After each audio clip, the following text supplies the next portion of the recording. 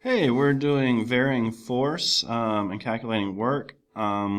This is a problem we've done before. It says a 5 kilogram water bucket is lifted from the ground by pulling a rope at a constant speed.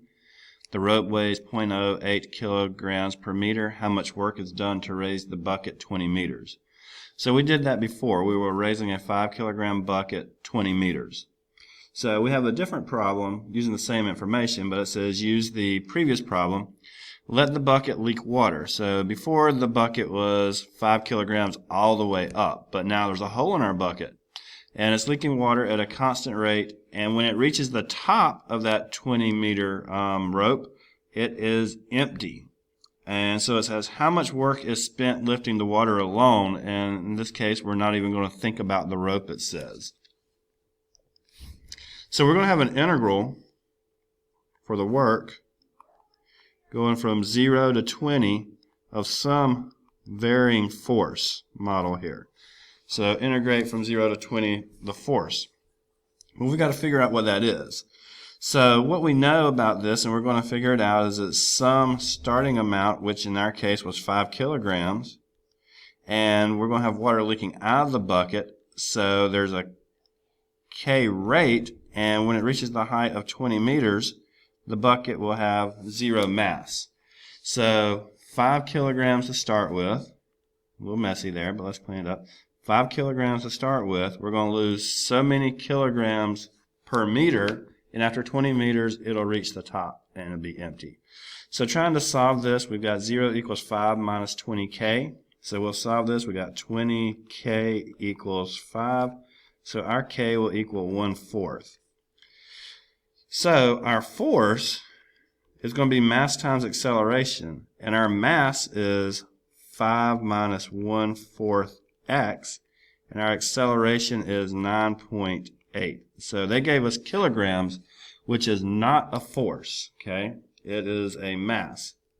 So in that case, we've got to build our force function. So in cleaning this up, mass times acceleration, we've got 5 times 9.8. is 49. We saw that when we did the last problem. And then minus 9.8 times 1/4 is 2.45x there. So now we've got our force function. So we're going to integrate from 0 to 20, 49 minus 2.45x dx. It's pretty simple to do. So 49x minus, let's see here,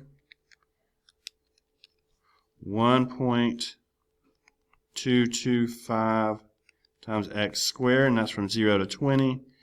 I always check to make sure, even though there's a 0 there, that it's not going to mess anything up if you don't use it. We know when we plug a 0 in, we'll get 0. So let's just plug in the 20. So 20 times 49 is 980.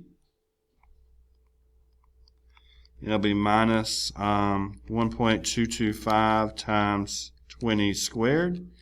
That is 490. So that's from plugging in 20, and when we plug in the 0, we get 0. So 980 minus 490, that will be 490. What unit are we in? We were talking about kilograms, we're talking about meters. This will be in, as far as work goes, in joules. So 490 joules to lift this bucket. So because of the varying force, when we first start out, it'll take more force to lift the bucket from the beginning because it'll have more mass, and then when it gets toward the top, it'll have less mass because there'll be less water in it, so it'll take less force. So it's taking more work in the beginning, less work in the end. So we're talking about a total amount of work in the end of 490 joules. Thank you.